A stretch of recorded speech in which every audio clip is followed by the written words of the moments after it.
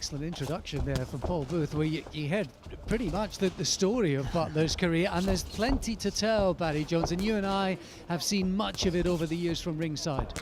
Yeah, and he's been a joy to watch him grow from a young boy, really. Let's be honest, when he turned pro, to the way he developed so quickly, to get to the top of the tree domestically, and of course then reaching the summit to becoming a world champion in a weight that wasn't really his own at the time. Barry and I were ringside that night in Newcastle when he beat Stewie Hall narrowly in an all-British affair. We're also there in Liverpool the night that Zolana Teti produced a performance that seemingly came from nowhere, but suddenly he was the worst-kept secret coming out of Africa. Butler has regrouped and had another tilt at a world title. And it's good. It's looking to get back there. Yeah, it's good to see Butler here now. He's nice and sharp. He's come out, like he should do. He's the one with all the experience and the pedigree, and he's taking the centre of the ring. And without really rushing anything, he's put it on Walker, hasn't he? Sharp counters, the right hand, particularly over the top of with a low left hand there from Walker, and Butler making him pay for that. Holding on, Walker. He's going to get a warning from the referee. He was grabbing him round the back with both arms there. You could really see from the start against McGregor a couple of months ago that McGregor was simply too big. He just outsized him, and in the end he kind of manhandled Walker. Be interested to see how Butler goes about it with his precise and sharp boxing. This is Walker's, it's a fight of his life for Walker again, isn't it? Another opportunity that, to be fair to his credit, he's taken with both hands. But you'd probably expect more finesse, wouldn't you, from Butler than you would from McGregor. McGregor's been more I don't know what the word I'm looking for.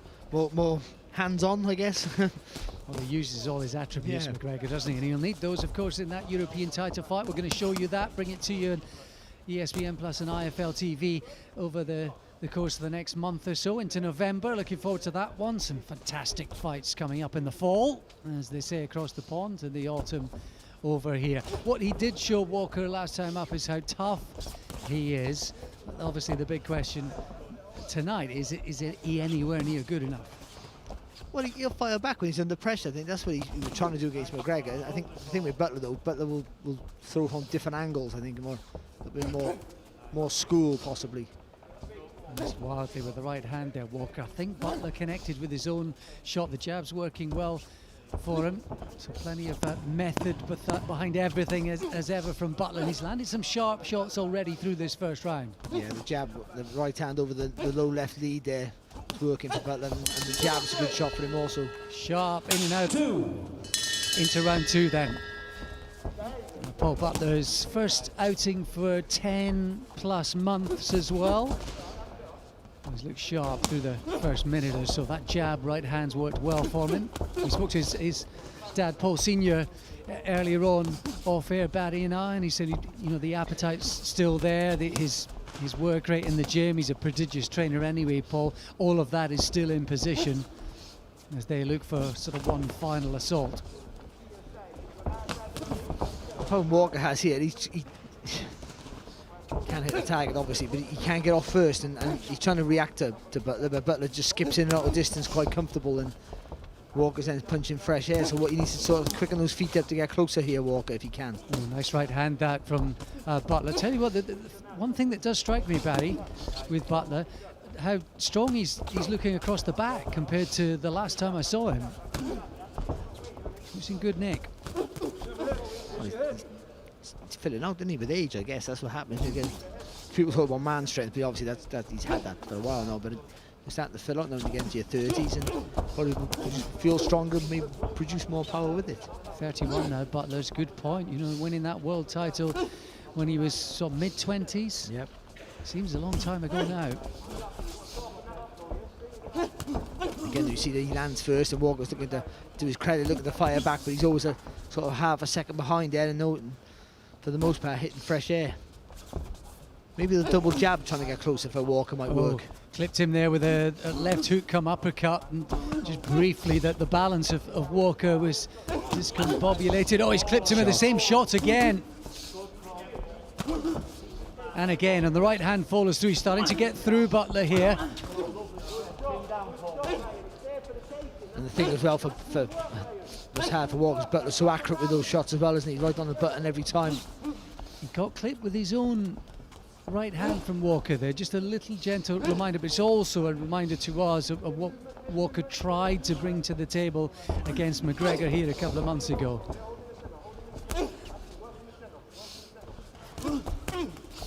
Good shot there from Walker, nice little right hand. Thought he was too far out. It was credit to the reach on that right hand. Enormous credit. The left hook's working beautifully for Butler, but that's great credit to Walker because he looked like he was just about to be broken down and beat up the second third of this second round.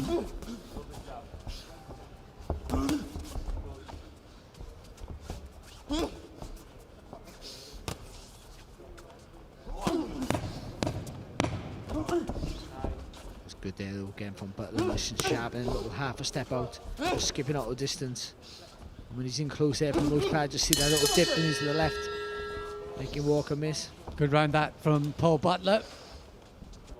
Well, whatever they've been working on, whether the left hook was in the repertoire, I'm not sure, but it certainly worked for Butler in that second round. It's lovely. Again, that trademark double left hook there from Butler. You've got to give Walker credit though, because he looked a bit wobbly on the legs and he got caught with the right hand. The ball was hurting, but he not only maintained his composure, he fired back, didn't he? Seconds out, round 3. Into round 3, scheduled for 8 this one. That's a bantamweight.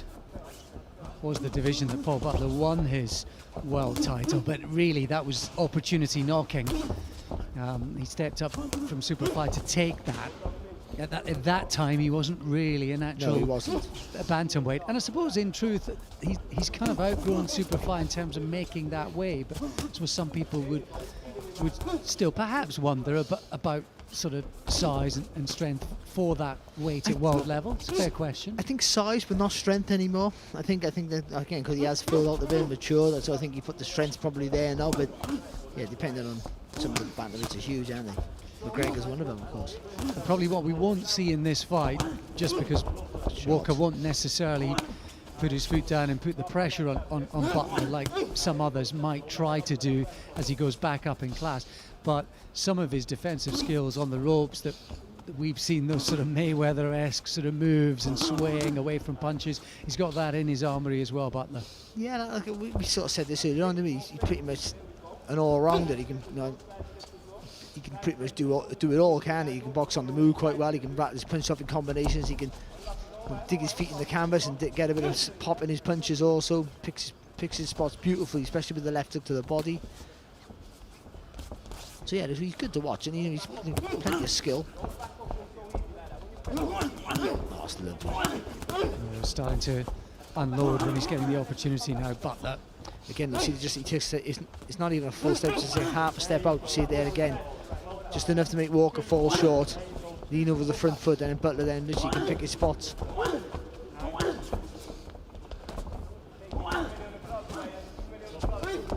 He already has high rankings, Butler. Here we see an opportunity to watch him off the ropes.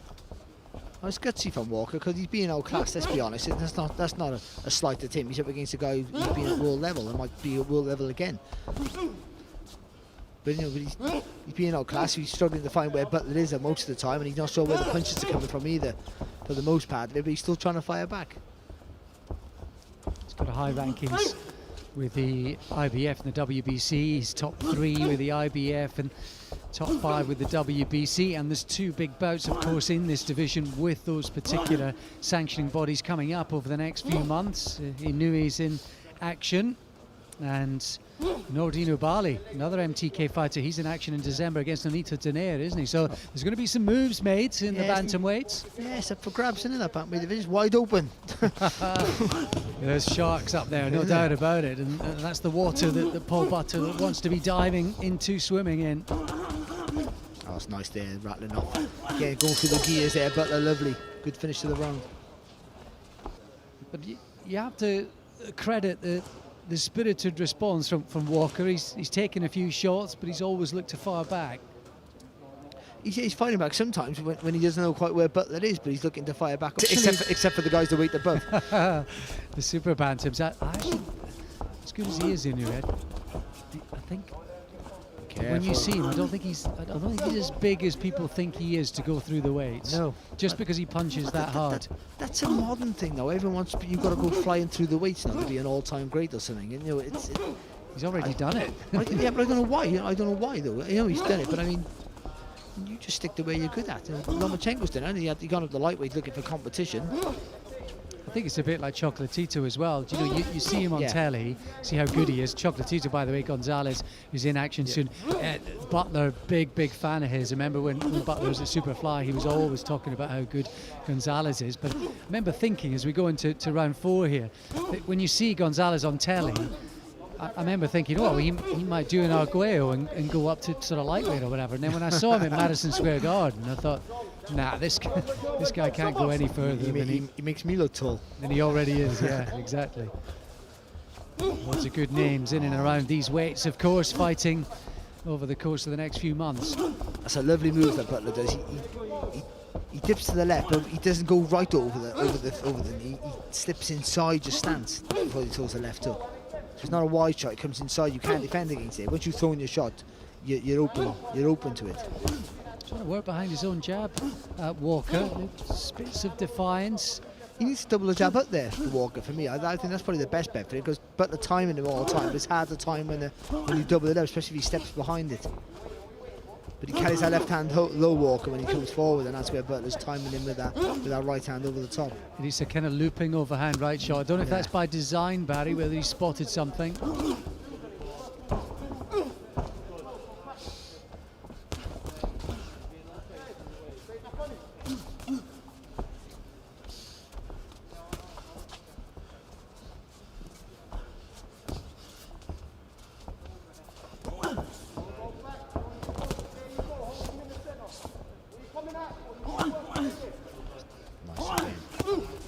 Left hook from Butler. Again, there's always something like that one was low. Not intentionally at all. I just think he almost off balance when he threw that left hook, Butler. And fair play, they crack on again. What Walker has to do when Butler throws his combinations, you got to block up and defend. But Butler will come out. He comes out in the straight line. So Walker's got to follow him with the feet first. He's throwing the shot, but if he times him with the feet and rushes with him, then he throws the shot. He's closest to the target. Then he's got more chance or a good chance to hit. I tell you what, Walker, he's switched on to that left hook though. You see how high his right glove is. And Butler's throwing that at the end of the combination.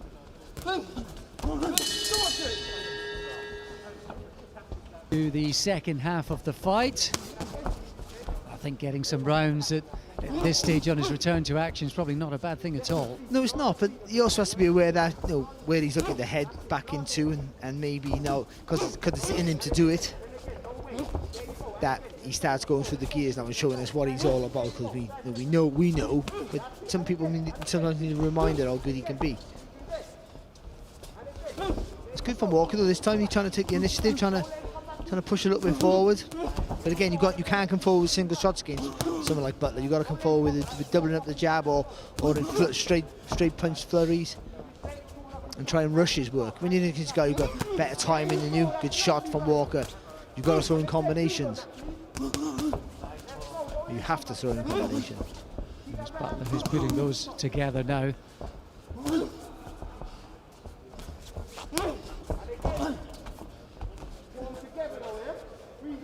You can hear Walker's corner, can't you? 3s and 4s are there in the same way as thinking as we are.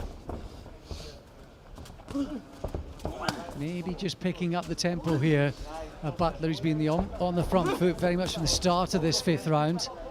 See Walker there, he's dipping that elbow in, isn't he, now there? Just to sort of like block that left hook to the body that Butler throws.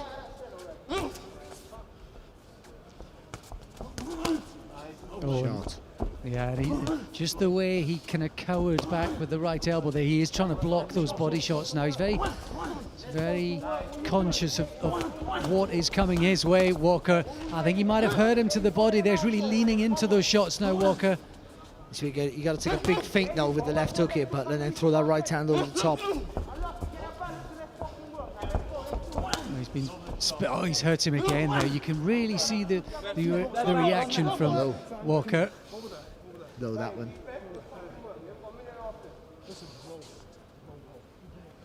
Well, there was one low earlier. I must admit, it was on the other side of the ring from us, that left hand.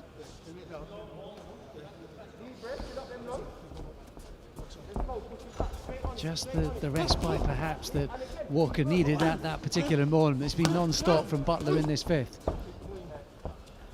And he's not going, he hasn't put his foot on the pedal exactly here, Butler, but it's steady pressure, isn't it, throughout? So he's not giving Walker a rest. Again, single shots, and that's too easy for Butler to read. Yeah, the retaliation is coming in one single punch. It is defiance from Walker, but he's been beaten to most of these shots, and Butler just starting to put a marker down now.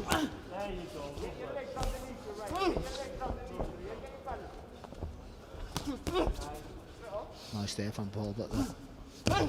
Good jab though there from Walker. Nice. Dipped low before he threw it. Oh, not so much the right hand, it was the left that followed it up, both body shots. Big round that for second round, the left hook working well. It looked as though that might be the template and that might be the platform for Paul Butler. Then Walker showed great resistance in the third. He's going to need more of the same after perhaps the biggest round of the fight. Seconds out, round 6. Into round 6 then. Well, you got to give Walker credit. Looked like he was hurt, didn't he, with one of those body shots? Yeah. But then you look, he's hurt, and then like a couple of seconds later, then he's looking to fire back. I think Joe Gallagher in between rounds was suggesting that that sort of body attack might just set up an opening for something else.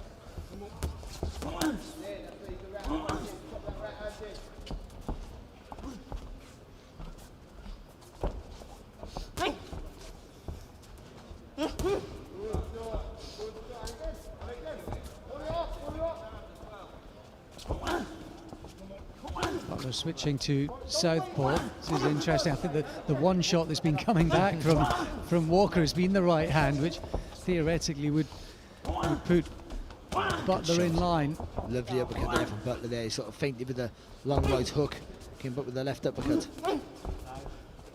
He's got some steel, Walker, hasn't he? Yeah, no, he has got good resistance.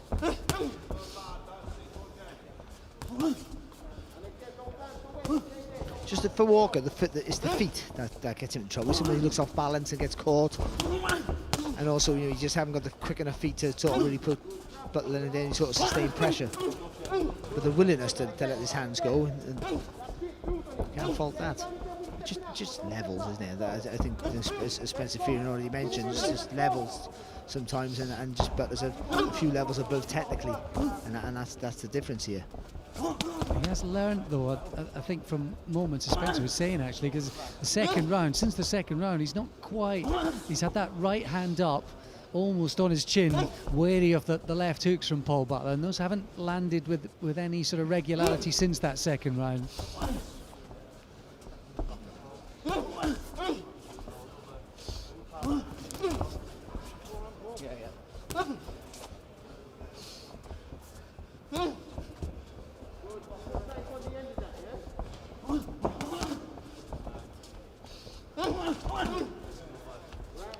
Step in with those shots, Butler again.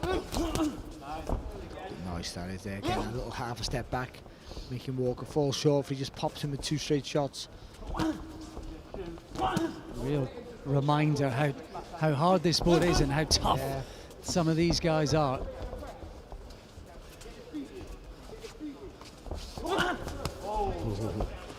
Not far off with that little huge uppercut. Again, he's turned southpaw for the third time in this round. He's loose, Butler, isn't he? Now, really is loose and letting loose and cutting loose.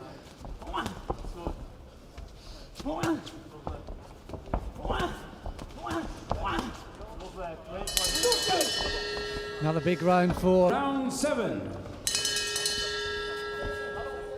Into round 7 then. Butler's guard much looser towards the end of that 6th round. Does he feel it's a matter of time?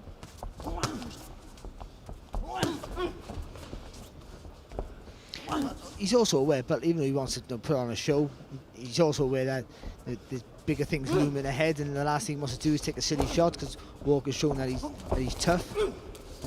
And you don't want to make any silly mistakes. And that's the last thing. You go looking for the finish, you get caught by a guy who you should be quite comfortable, which he is, of course. And then you start to unravel, and all your hopes and aspirations, especially at this stage of his career, are all out the window. So I think he has that sense in him just to only look for the clean shots and not take too many silly risks, but still go through the gears relatively easy.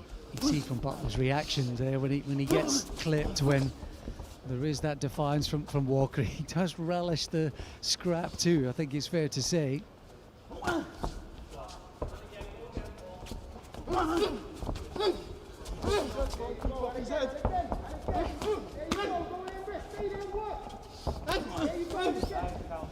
Bounce off the ropes there from Butler, a little uppercut, wasn't it? Just a little bounce off the ropes.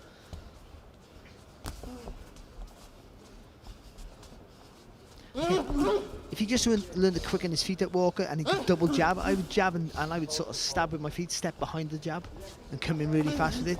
Then just let your hands go.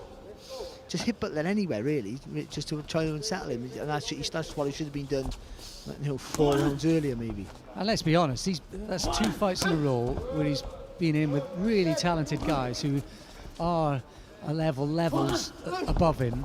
You go back a year or so when he was perhaps down where he belongs, in a sense. He won a Southern Area title, so he's been tough gigs, it's fair to say, for Walker. But also, in this climate where no one's getting opportunities, he's willing to take them, so you've got to give him his credit for that. And also a loss, or a couple of losses above your level, if you're not getting really seriously hurt, shouldn't really harm you too much and can only enhance your reputation. Here he is coming forward. And every time you think that Butler's takeover and pressure might yield something significant, Walker just digs his heels in. But also, every now and again, Butler rattles off a combination and it brings you back to when we first saw him, doesn't it? You know, that joy you had thinking that this kid's going to be something, when he was younger. It's a beauty to watch.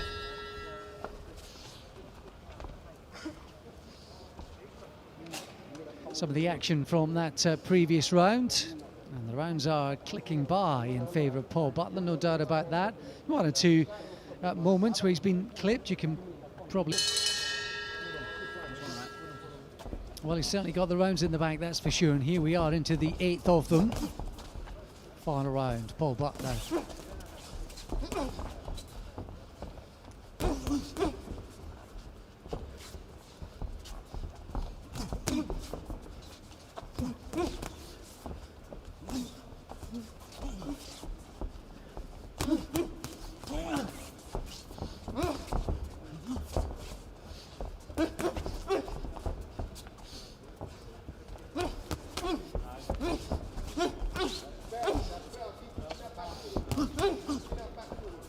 Again, it's the feet work that let Walker down. He's throwing punches there. I know Butler's moving away, but he just can't get his feet to move fast enough to go with his hands.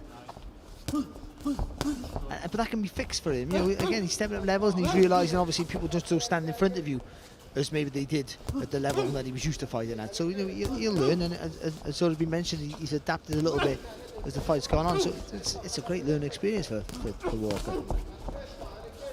And also good to get for Butler to be in rounds where he's dominating everything, but against someone with a bit of resistance, so he's not having it all his own way. It's not an easy blowout. Valuable experience in the lights for Butler. Good right hand. Right hand there. There was a reminder, and that was just after Butler had put together a wonderful combination, and then he'd kind of dipped in and out of range too. So attack and then defence, and then lo and behold, attack and then the defence let him down on the next sequence. Jumped in with a nice uppercut just a second ago as well, did Walker. But those have been only little blemishes.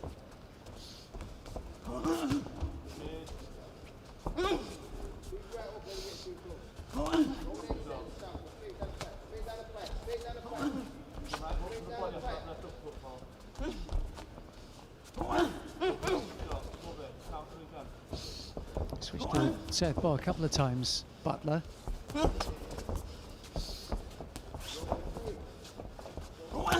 With success as well, to be honest. That uppercuts work for him a treat when he switched uppercut to southpaw. Nice shot, picked it again. Right on cue.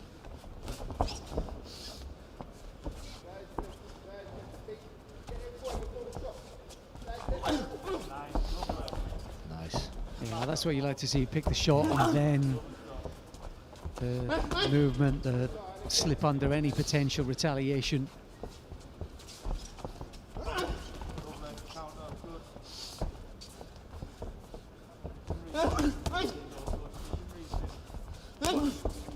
Just got to remember to get a bit lower there, Butler, when he retreats. Yeah, that was a good little display there, wasn't it? Yeah, I think he enjoyed himself too. And a terrific effort, I think it's fair to say, put forth there by Wright. Take a look back on some of the action here. Barry, real brave, courageous, tough resistance from Walker. He was up against it tonight. He was, yeah. He had a go, and again, just didn't have the footwork or maybe the knowledge at this stage of his career to